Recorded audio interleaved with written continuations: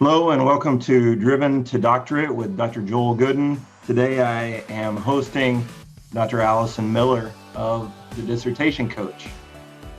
How are you, Alison? Thanks for having me. I'm good. Glad to be here. Great.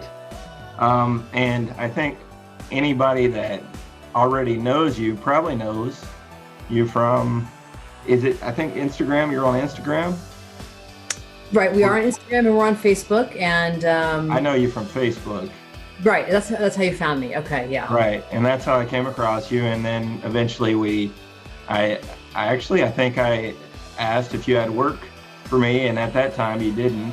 I wasn't full-time anywhere. So I was looking for something a little more stable. But I came across Dissertation Coach, the Facebook group, and I think a lot of people know it as the place where you watch all the funny memes and just you kind of connect with people. Mm-hmm. But it's not just that, and we'll talk about that. Mm-hmm. So let's go back in time a little bit, not too far, obviously, but where did you grow up? I grew up outside of Philadelphia in Villanova, not too far from the university. Okay. Mm-hmm. Great. And so what was your sort of trek, your journey to, I think you have a PhD, is that correct? In clinical psychology. I always want to make sure it's not a EDD or something Yeah. that I'm confusing. And what did you say it's in? It's in clinical psychology. Okay, wow. So, I mean, I should say wow to all of them, but clinical psych is very reputable. So how did you get there from outside Philadelphia? What was your journey there? Well, after high school, I went to Cornell, and to be honest, I just sort of was so into being in college, and I loved Cornell, and I was very social and really enjoyed the experience.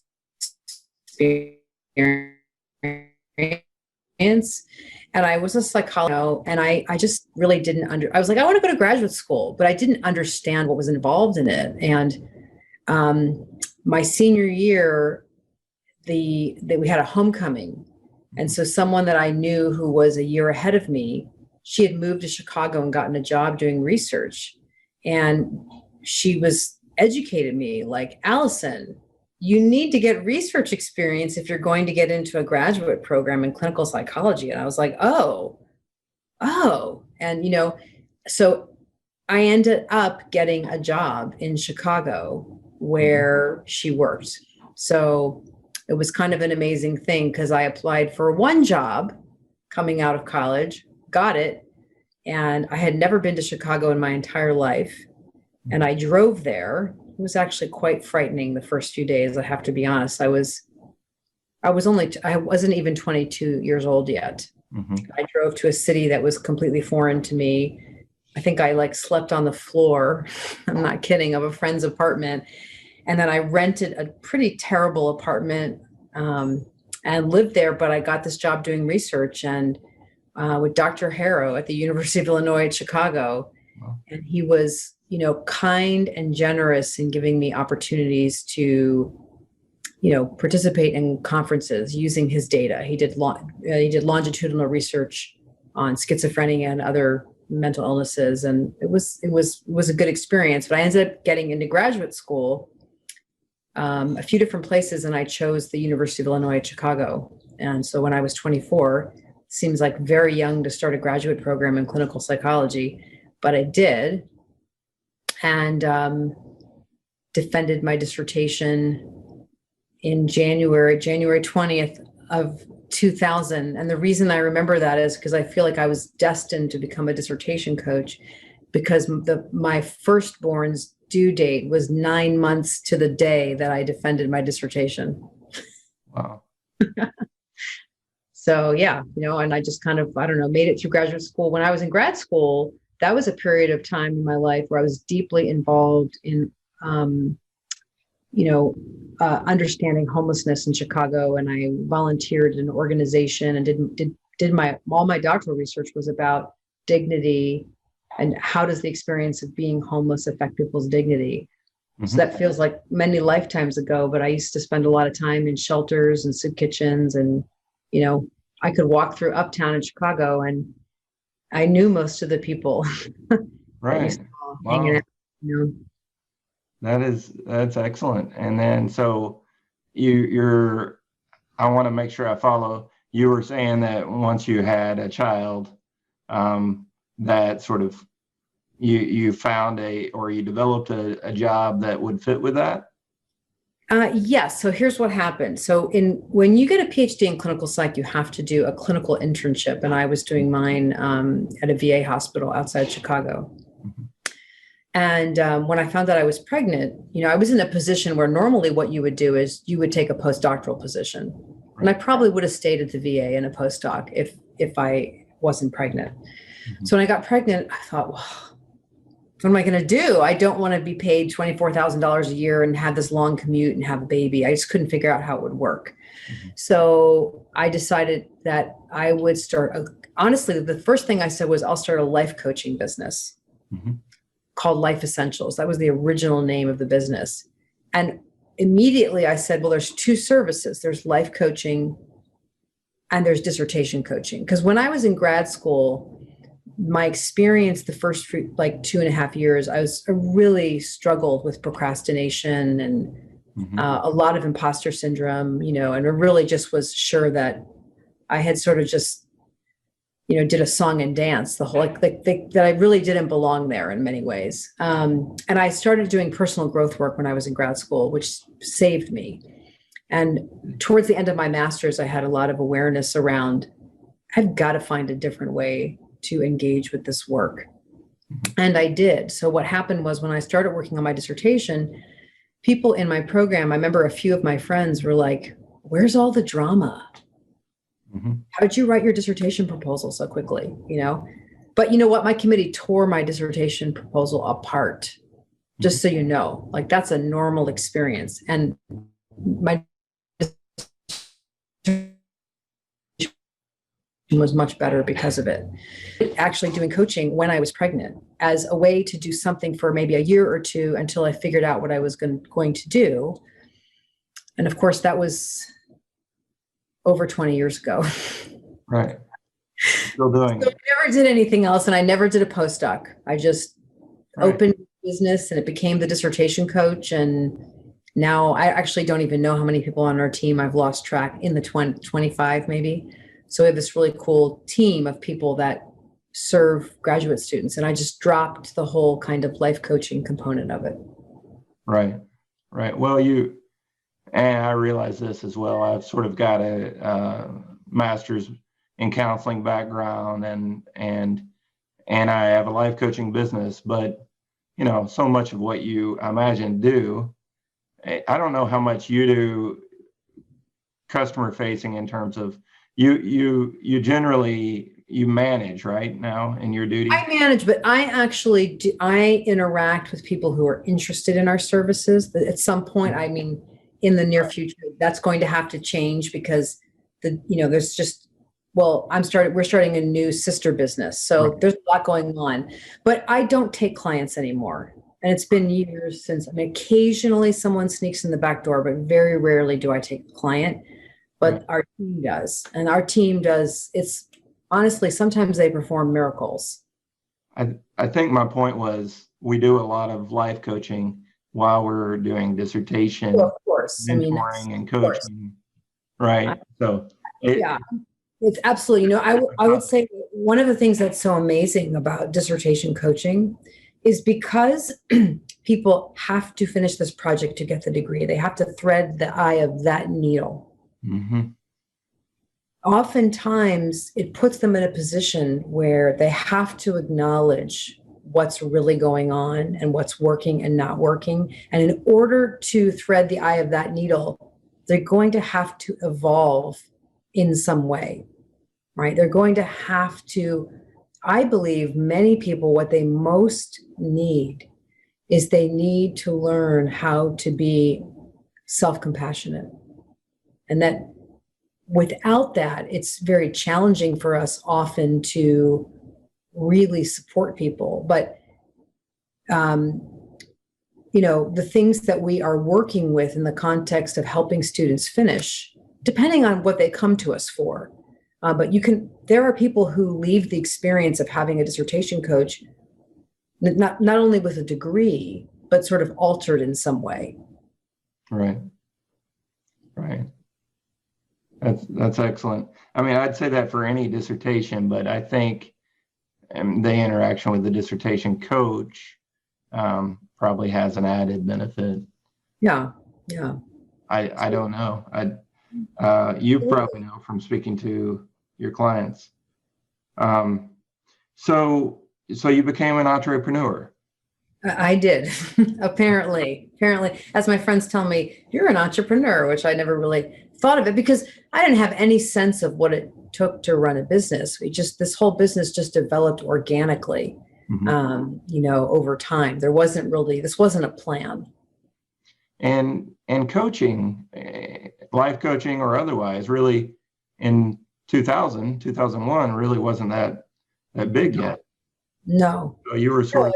No, at the time, dissertation coaching was just like a made up thing. And when I was about, I don't know how long, maybe a year or roughly a year into the business, I found another dissertation coach who had started, Sally Jensen, who opened probably the very first dissertation coaching business on the planet, I think. I mean, there's always been editors and professors that might like moonlight and help students here and there.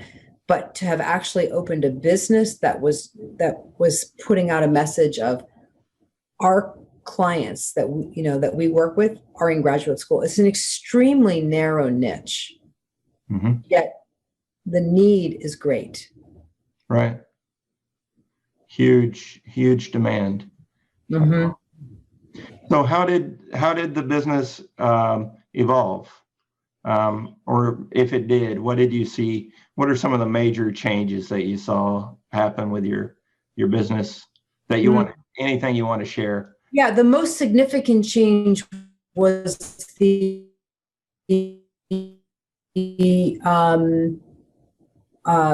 online universities. Okay. So at some point, and I actually don't even remember when it probably was in the neighborhood of 5-6 years into the business, all of a sudden we start having students come from online universities. And so I ran this company for 10 years in Chicago. And then in 2010, we moved to Los Angeles, where we live now. Okay. And around the time we moved, within 2 years of that, there just became this kind of explosion of demand. And it was fueled by students who were in online programs, but they weren't having the experience. When I defended my dissertation, I realized 4 of the 5 people on my committee, I had been to their homes. I had even been to parties. I'd had dinner with their children in some cases. It was like a completely different relational experience to do a dissertation and have a committee that you have actual relationships with the people. You've sat in their office many, many times and had conversations. These folks are working with people that they could have a 6-hour time difference sometimes. They don't have a relationship. They haven't bumped into the hallways. There aren't the opportunities for the informal mentoring that go on. They don't they might online get together with peers, but it's a different experience. And many of them actually feel kind of like academic orphans. Right. And I don't mean that as a criticism of the online universities. It's just the experiences, they are not getting the nurturing that they need in a way. That's a weird word to use, but I think you need some quality of some kind of care in the guidance and the mentoring that you get. And when students don't have that, they really flounder. So there was this explosion in demand for consulting services. So for the first 6 years, we only offered dissertation coaching. But in 2006, I had a client who hired a statistician, and her experience of being a client, the service experience for her was terrible. So I thought, well, you know what? Why don't I have my own statisticians? Right. And that's how the consulting arm, which actually is bigger than our coaching arm now, where we step in and we are academic mentors. We don't ghostwrite. We don't do anything that's unethical, but we come in and provide guidance around things like, how do you develop a topic, a lit review, how do you talk about a theoretical or conceptual framework? How do you develop a methodology? All that kind of stuff. Like, we're actually mentoring them in a very direct and hands-on way so that they can do quality work and develop independent scholarship skills. So it's skills development. And previously it was more, what was it sort of bound to before? Well, originally the coaching approach in our practice, we don't provide technical assistance so much. It's really more of a process-oriented approach. So there are some students who come to us, quite a few actually, who they don't want anyone to read their work. They're not looking for content help. They have committees that will actually work with them, but they're struggling with procrastination, perfectionism. Many people are juggling a lot of roles and responsibilities. Oh, another major tectonic shift because of online education is all of a sudden you now have people in their 30s, 40s, 50s, 60s, even in their 70s going back to graduate school. These are people who are working full-time often, have families, They're juggling a lot. And so they only have so much limited, precious time to work, and they want to make the most of it and know what they're doing. So for them, they've got to have a mentor. That was a huge shift in the business, is all this, the whole population of people. Like when I went to grad school, most of us were in our 20s when we started. Right. You had to go full-time and be in person, and it would be very difficult financially if you didn't, if there wasn't, if you didn't have income from some other source, you just couldn't do it. So the coaching though is more focused on project management, accountability, and a key piece of it is the support for students to begin to recognize and decode, how do I get myself to work? That's a conversation that's missing in graduate school. How do we transition from not working to working? And what are the internal and external barriers that interfere with my focus, my concentration, my ability to actually move through the struggle that it is to write and research? And then also hour. We always want them to be a little bit of an investigator or a researcher, a participant observer, really, to say, well, how did that happen? Why was I successful in that hour? How did I get into that flow? What was the secret sauce there? So that we're also trying with the client to help them distinguish what are the internal and external sort of facilitators of that. And we begin to help our clients. We really want them to walk away feeling like they have, in a sense, figured out and authored, in a way, a process and an approach. It has to have a lot of flexibility in it, but a process and approach that works for them, that isn't a way of trying to control, because control never works. So the clients have a work plan with us. There's accountability. There's a whole kind of structured system of like planning. It's not that complicated. We do it in Google Docs. Okay. But the real coaching is, let's look and see what's actually going on. Why are you working well here and not well here? Interesting. So I'm sort of understanding you've got this sort of coaching arm that is more about who they are and how they're juggling, so to speak, or managing their processes in life, including that dissertation, focused on that dissertation, I guess. And then the other arm is sort of the skills development consulting. Am I tracking? That's correct. And it's not, oftentimes when people come for consulting, they also need coaching. And so one of the beautiful things that has happened is that I've watched the people on my team, because many of them have worked for us for 12, 10, 8, 6, 5 years, like a while, where they have naturally started to incorporate more coaching and integrating it with the consulting, so they're not completely separate, but we do offer them as two separate services. And there are often people who choose one or the other. And I'll add in here, come back to how I got to know you. There is a third thing you offer for free, I think. Yeah, for free. Well, temporarily for free. Well, I'm not talking about the writing yet. I was talking about sort of I believe that a lot of people find a little feeling of home and connection with just getting on your social media. That's true. Just watching the feed and saying, it's actually amazing what goes on the Facebook page. Like I find it astonishing how much commenting and sharing there are of the memes, because all I'm doing, I am curating content for an audience. Right. I'm not even creating it. Right. And I'm sharing it for you. So you're welcome. Thank you. And you're welcome. It's really fun. There are a lot of things that we experience privately that we don't know are actually part of our shared humanity. Right. And there are a lot of really astute, thoughtful, funny, witty people out there who know how to share in a sentence or two, like on a tweet, for example, a truth about being human, that when you read it, you go, wow, that's so nice to know I'm not the only one. And you can tell the person's reflecting, this is a more of a universal, this is part of our shared humanity. I would say my main goal on the Facebook page is that I hope that people develop more compassion for themselves and have a good laugh too. Like, we should laugh at ourselves, but really to have more compassion for, you chose to get a graduate degree. That's hard. It's hard.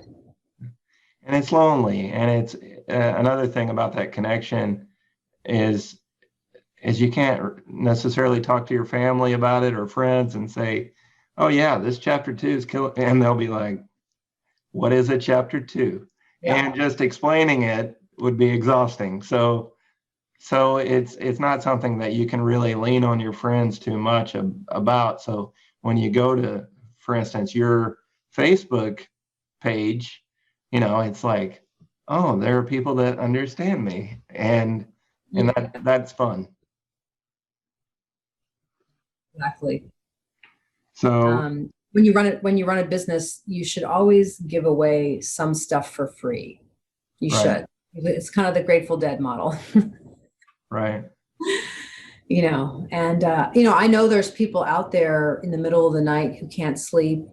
Mm-hmm. They start searching on the internet, and sometimes they end up on our YouTube page, which I don't really spend a lot of time developing, but they find videos there that bring them some peace. Let them know they're not alone. Right. Excuse me. Right. And so you're developing the academic writer space. You want to share about that? And then Sure. I'd like you to share sort of some things that you think every student should hear, some insight that maybe you can share, and maybe even if you have anything for faculty as well. If you're short on time, we can always invite you back. I think we can do all that. So we've got academic writer space, some, I think, key wisdom that I really want students to know, and anything that I want to share with faculty. Okay. So the academic writer space is something that came about because of the pandemic. So in March, we realized, wow, all of our clients, whether they're in the United States, Canada, Europe, Australia, New Zealand, wherever they were, almost all of them were living in quarantine. Right. And some of our clients were living in places that had extremely strict quarantines in Europe. Right. And so I don't really completely remember what I was thinking, but I felt like we needed to do something compassionate, and we needed to do it immediately. Mm-hmm. And we came up with this idea that amazingly we are still doing all these months later, of doing a 2-hour writing retreat. And what a writing retreat is basically an opportunity to co-work with others in solidarity, to have a sense of collective efficacy. If I'm here in a community, excuse me, we're all here to get work done. And so it's basically a coach like me. All of a sudden, of course, you're interviewing me and I'm losing my voice. Excuse me. You're fine. We're having a lot of temperature change. It's the same to me. That's what this is because where I live, we have had extremely high winds. Okay. And I feel like I inhaled something. This is living in Southern California in 2020. Here we are. So here's just basically, I'm going to tell you the format and then I'll describe to you a little more what it is. Sure. Let's say you're working on a lit review. You show up to a writing retreat. There's a writing coach there who does like a 10-minute opening kind of talk, a supportive conversation. We interact with the community.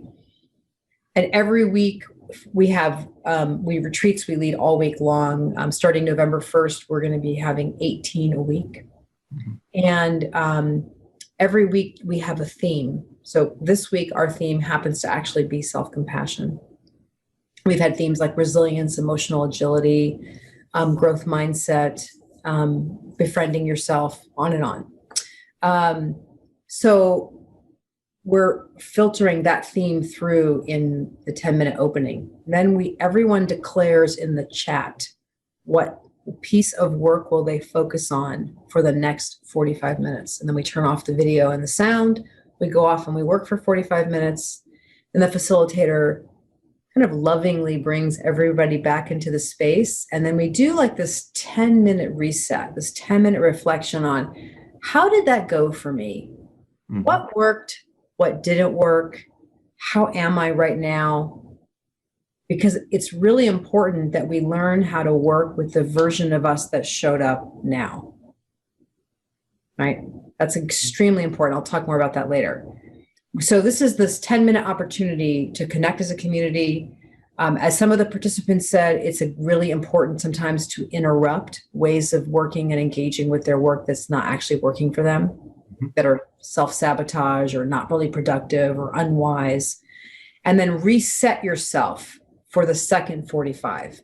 So a lot of people actually need the first 45 to get themselves into a state where they can really make use of the second half of the retreat. And then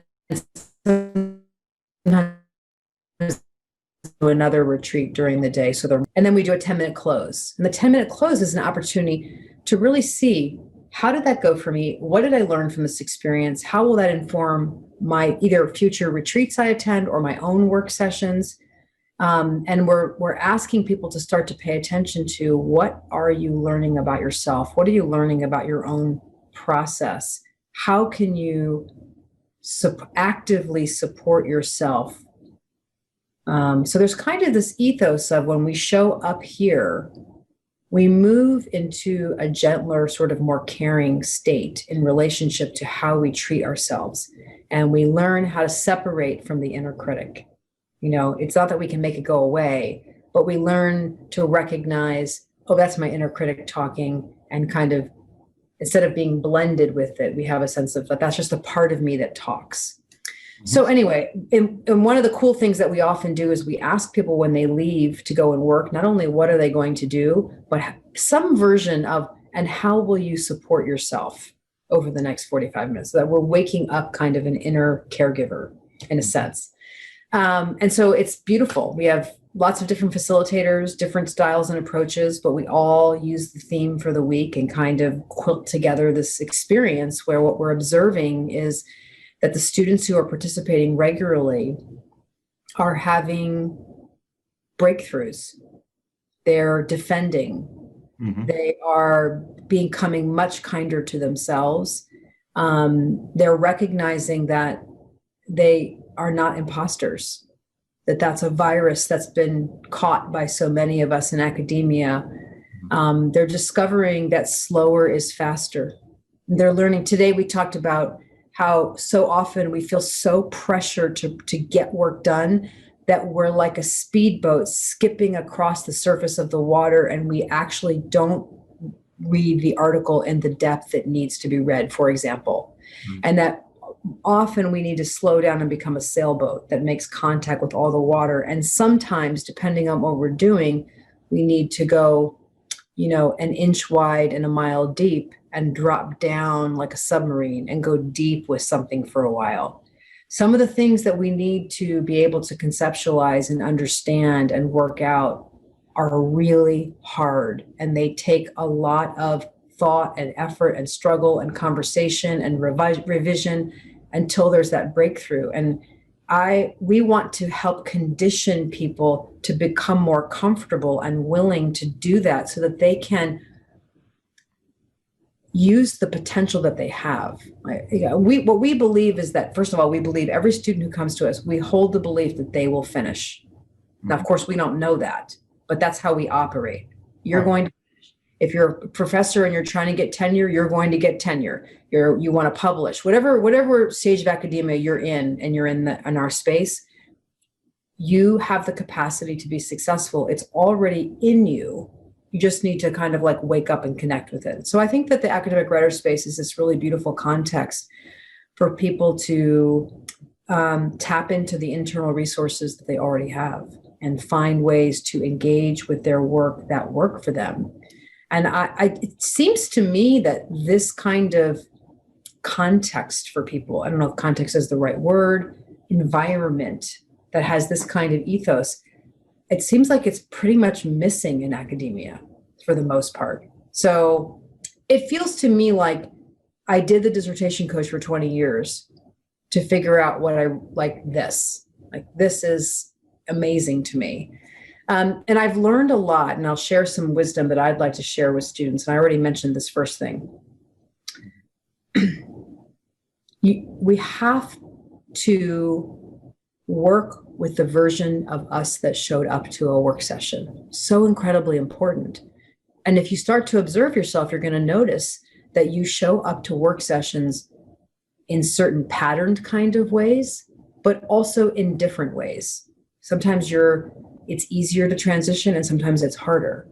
But a lot of times we have patterns like, first I check Facebook, and then I check my email, and then I make tea, and then I have a snack, and let me just go back on Facebook, where we set aside between 10 and 1 to work, and all of a sudden it's 12:15, and we've not really done anything, right? So you have to know the version of you that showed up obviously wasn't really ready to work, because if it was, you would have. So start getting really intimate with, where am I right now? And learning how to compassionately own your experience. You know what? Right now, I'm kind of rattled.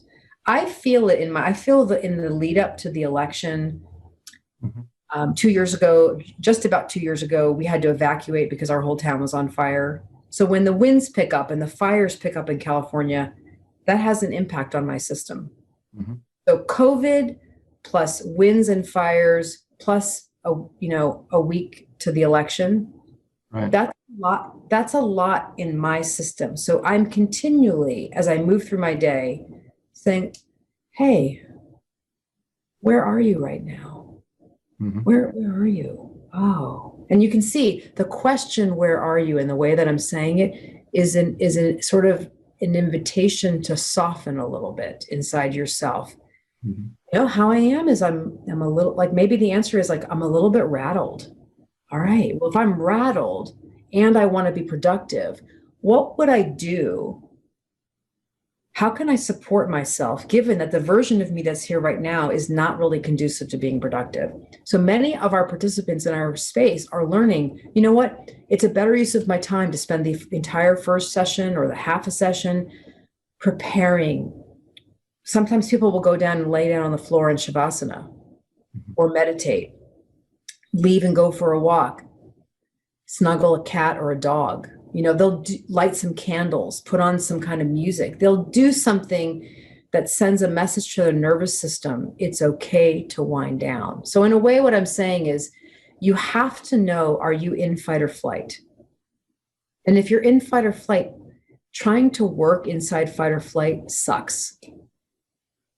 Just to be frank about it. It's very hard to drop down into the sailboat and to the submarine and do the deep, thoughtful work when you're in fight or flight, because fight or flight pulls your attention to be vigilant and to scan the environment for danger. So we need to find ways to turn on the parasympathetic. And that's really what I'm saying is know where you are. I'm in fight or flight all the time, people. Right. I mean, I wish there was like a little like watch for me that could clock it and tell me when am I in sympathetic and when am I in parasympathetic. So the other thing I would say is really, really key is learning to work in the pocket of where you are. And here's what I mean by that. I think I made an Instagram video about this, by the way.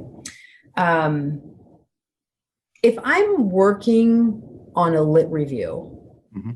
and I'm working inside a little bit of a subsection, one of the things that's going to happen for me is I'm likely to encounter material that's relevant to other parts of my lit review. Okay. I have to learn how to manage that so that my energy doesn't, because what happens is that can trigger your fight or flight of like, oh, I can't forget this. Where's this going to go? Right. We have to learn to go, oh, it's okay. It's okay. So we encourage our clients to keep a parking lot. A parking lot is where you park things, ideas, concepts, things you want to come back to, things you don't want to forget, but they're outside the pocket of where you are. Right. So does that make sense to you? Yes. So a lot of times what's happening is our attention, particularly when we feel pressured and we have a lot to do in a short amount of time, our attention, our energy in a way, it's like what we're paying attention to. Oh my God, I've got to do this. And this and this and this and this. It's like our attention is spread over a very large surface area. So the potency to effectively deal with this particular subsection in the lit review is greatly diminished because I'm not working in the pocket of this. I've got my attention here, here, here, here, and here. And that's not effective. So in a way, what I'm saying is your academic work can be, in a way, kind of your personal guru in teaching you to be more present, right? To stay where you are. And that is a great place to practice this is with email. Many of us have the habit of we're sending an email and then a new email comes in. Oh, what's that? And then we go look at that. And we're just dispersing our energy. And that's all driven by fight or flight, I believe. I mean, I don't have like scientific proof of that, but I believe it is. You know, it's driven by, well, not just fight or flight, but this chronic sense of not enoughness in some way, right? Where this fear that we're not smart enough, we're not good enough, we're not whatever enough, right? Mm-hmm. But learning to stay present and engaged with, I'm only responding to this one email. That's a great place to practice this. But learning how to practice, I'm only cooking dinner.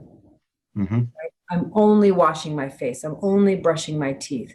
Starting to realize that I'm only in this conversation. Right.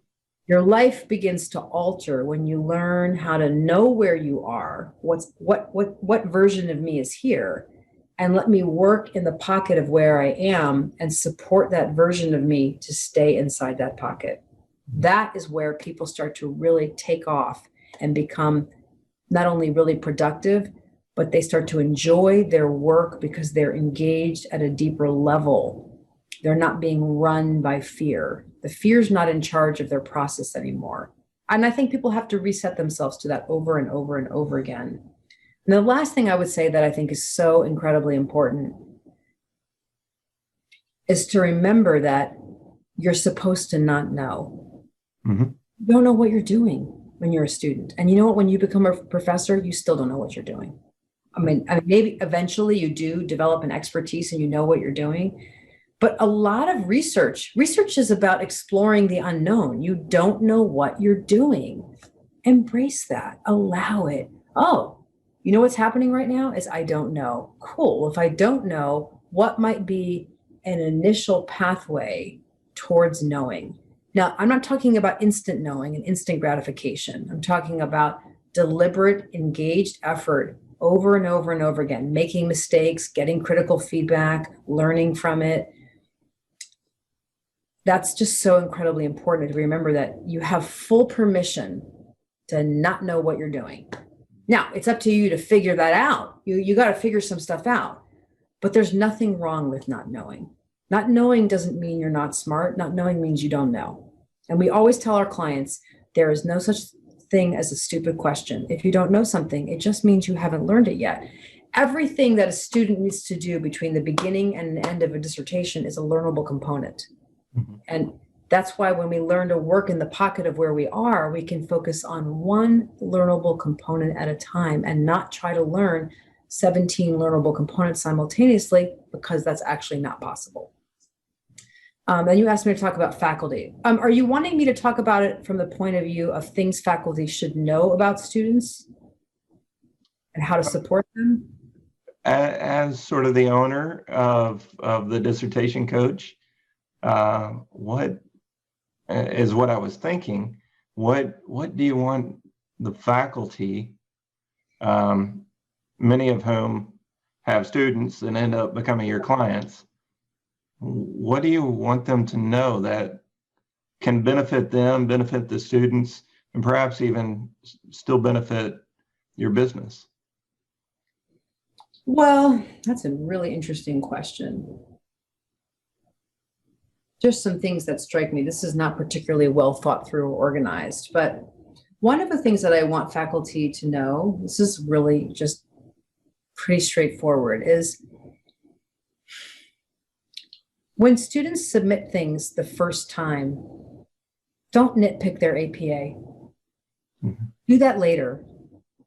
It's because what happens is they get comments that are kind of harsh about their formatting on the first draft, and it distracts them from what really needs to be done. I think it'd be much better if you say, hey, listen, just so you know, we'll deal with your APA formatting down the road. Like, I'm not gonna focus on your formatting right now, but you are gonna have to attend to it. It's important. If you want to be formatting along the way, great, but I'm not gonna comment on that right now. I'm going to comment on your methodology. I'm going to comment on your lit review. And just also remember how vulnerable students are. You know, as a professor, how vulnerable you are. We all are walking around on this earth profoundly vulnerable. And I think this is one of the things in academia that is not acknowledged. And I think it does great harm that we don't acknowledge it. These students who come into these programs are incredibly vulnerable, and also many of them are investing very substantial amounts of money to get a degree, and some of them are doing it later in life. You know, now they're taking on $100,000 of debt. They need mentoring, they need engagement, they need support, and they need you to know this is really hard for them. Many of them are working full time and have children and whatever is going on. I mean, we work with students who are working on the front line during this pandemic, and they have children who are being homeschooled. It's like complete insanity, and they're trying to do a dissertation. So just be aware of that. Filter your feedback through. Just take a moment to imagine what it's like as a student to be on the receiving end of the way that you mentor. How would that feel? Sometimes what happens in academia is you get mentored in a certain way. It's kind of like parenting passed down from one generation to the next. And so, that's how I mentor.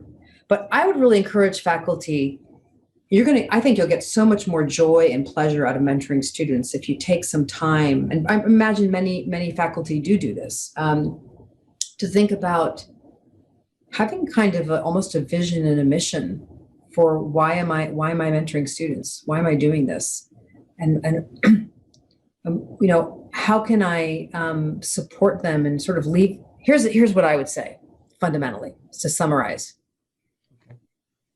Learn how to leave people better than you found them.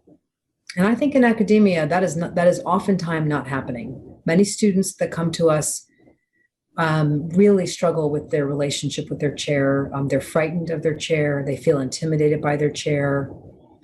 They receive extremely harsh comments. I remember I had a student who put his heart and soul into a chapter, and his advisor wrote on the cover, the only feedback he got was, "Stop wasting trees." No, that's toxic. Yeah. That's toxic. It's unacceptable, but that actually did happen. And just recently I saw, oh, well, this was in the last 2 years. Someone was very, very upset and could barely speak about the feedback she received. So I asked her to send it to me. There were about 30 comments and they were all the same. The reviewer wrote WTF I'm not kidding. So I've seen all kinds of things like this. That why I think we can be direct and give people feedback without the side dish of condescension or haughtiness or arrogance or putting people down and making them feel small. And I think that there is, unfortunately, that behavior still goes on, and there are many wonderful, warm and kind people, but I think the fundamental thing to think about is, how do I leave people better than I found them? What's it like to be on the receiving end of the way that I mentor? And just to imagine what it's like to read the comments you wrote. And here's another small thing. Good. Try to say something positive, even if the lit review is a mess. You can, see if you can give them some kind of acknowledgement for the effort that was put in. And when you see progress, even though that's still not hitting the mark, let people know, I see an improvement here. Mm-hmm. And then get the feedback. So that would be some of the things that I would say. These students really want to finish. Right. One more thing to say to faculty. Sometimes you'll get a student who's not owning the dissertation process. They're not owning it.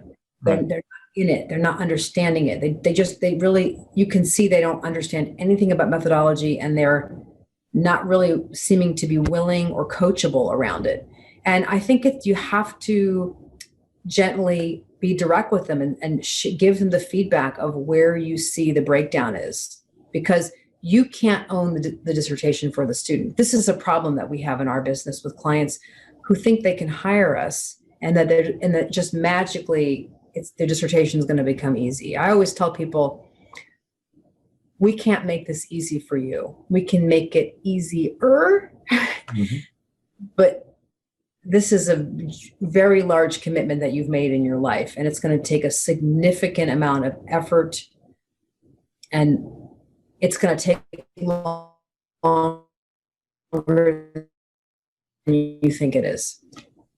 Students often really need also to tame their magical thinking. I know we've all written papers the weekend before they were due. You can't do a lit review like that for a dissertation or a master's thesis. Papers, I always tell this in all my workshops. Remember, when you write a paper the night before or the week before or the weekend before, those last minute papers you wrote and you still got an A or a B+, remember that paper was being read in comparison to a whole bunch of papers that were written the night before. Most likely. Very few students methodically write a paper over the entire semester. They procrastinate and do it at the end.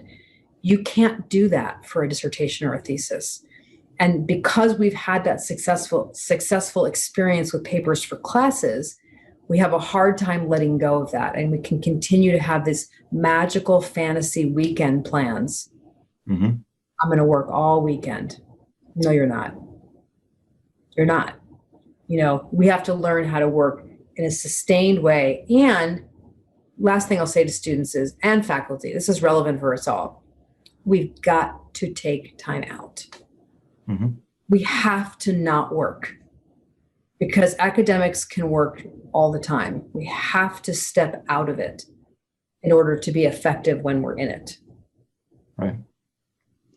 I heard, by the way, I appreciate what you shared with faculty.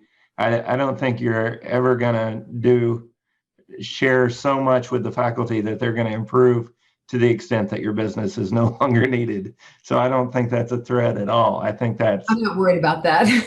That's a symbioticness opportunity. And that's why one reason I had you on.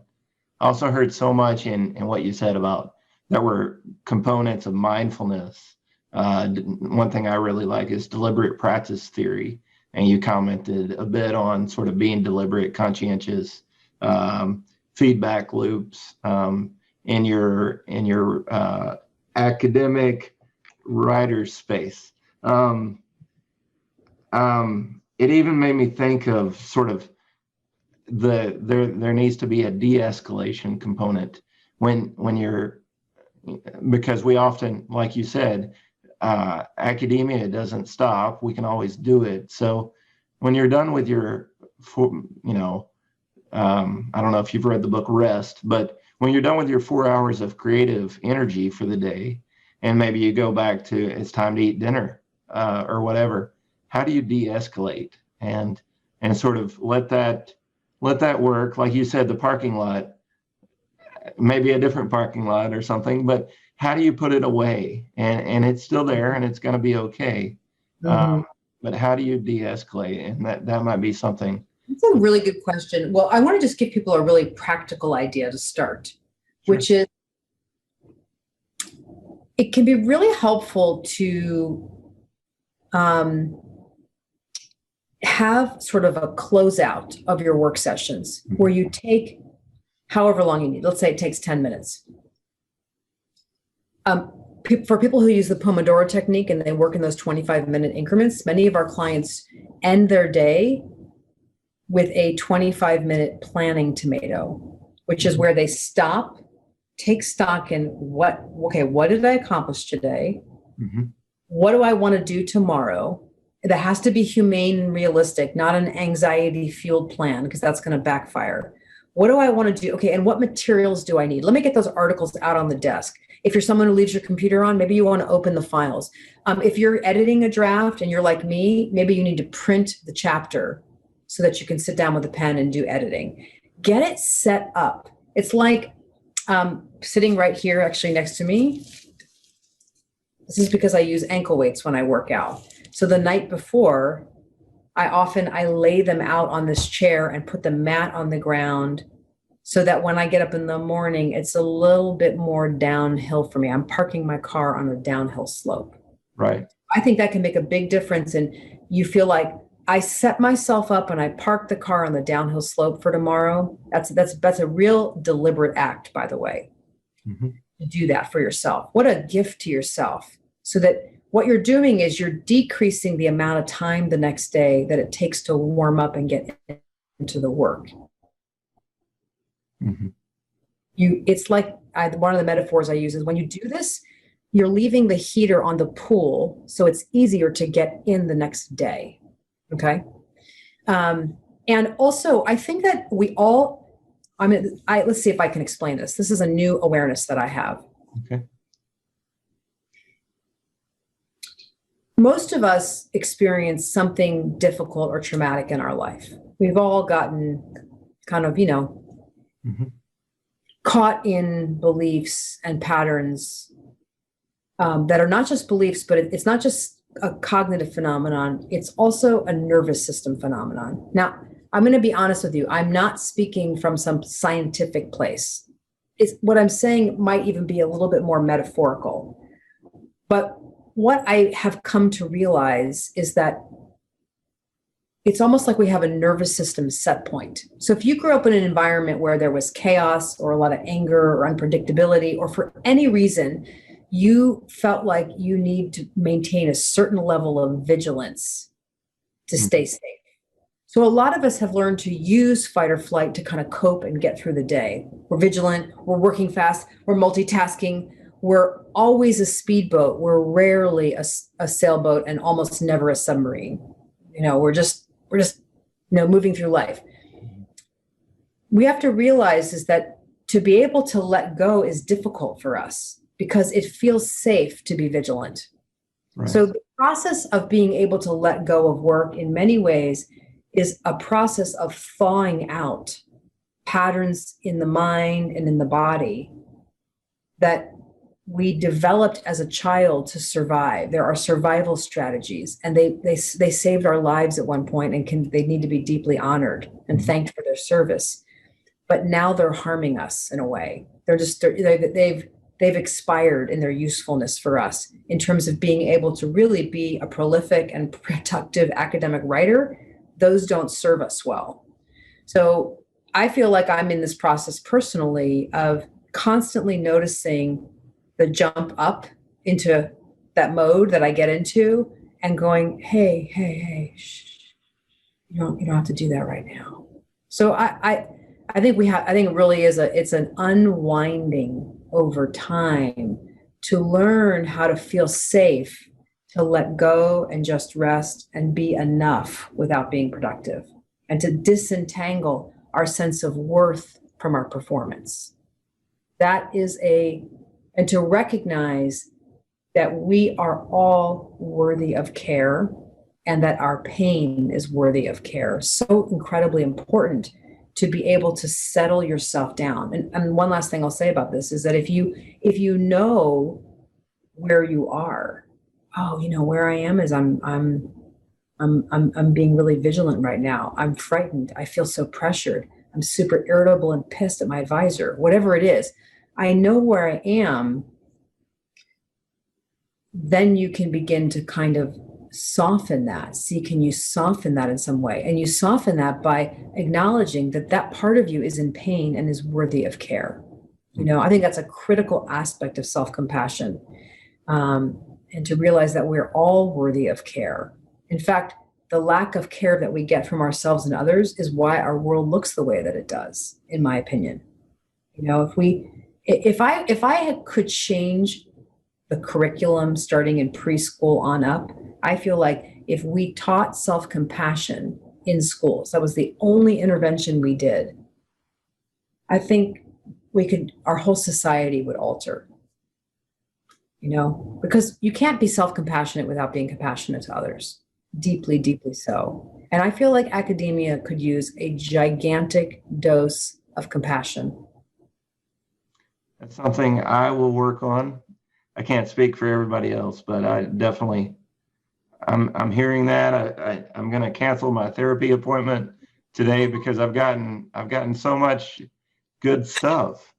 Good. Listen, I'm really going to cancel it. I really do have therapy today because I think it's needed for me. But I did get a lot of good stuff. And sorry to call it stuff, but I don't know how to word it right now. But thank you so much. Oh, you're welcome. My pleasure. I'd love to invite you back in the future. We can talk about that. But how do people keep up with you? How do they interact with you, engage with your services? What's the best way for them to reach? Well, if people feel like they might need individual coaching or consulting, then you go to thedissertationcoach.com and you fill out the contact form on the website. And then me or someone from the team contacts you and we sort out what you need. We make sure that we're honestly a good fit. The truth is we're not a good fit for everybody. Sometimes we have to refer people, but and then we match you to someone on the team who you do a free consultation with. And can I just say a couple things about this? Please be careful when you go on the internet. There are companies that are taking very substantial amounts of money from people and not delivering on what they promise. And do not hire a company that wants to do everything by email. That's a big no-no. They're hiding something. And if their website says all of our consultants have Ivy League degrees, no, they don't.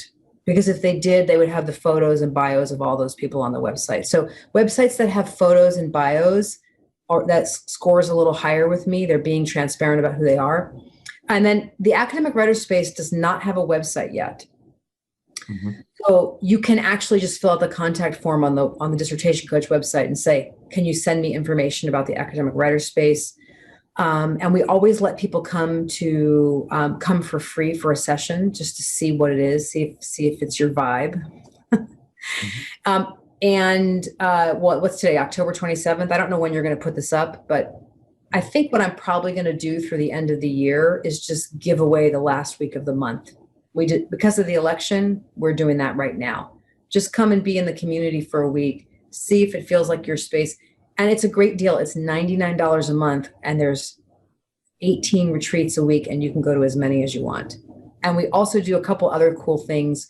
Every month we get together and we clean together. It's called co-cleaning, where we clean up our computers, our work environments, and get them set up for greater productivity, because we all mean to do that, but we never get to it.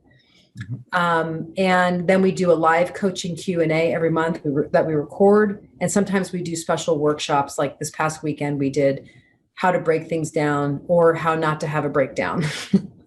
So we'll do a special workshop for our community as well. And then our goal is to start to add other kinds of interesting elements like fireside chats where people come and share, how they're transforming and growing, because that's very meaningful. So that's how you reach me, dissertationcoach.com. Thank you so very much. This has been Driven to Doctorate with Dr. Alison Miller. Sorry. Thank you so much. Oh, you're welcome. Thanks for having me.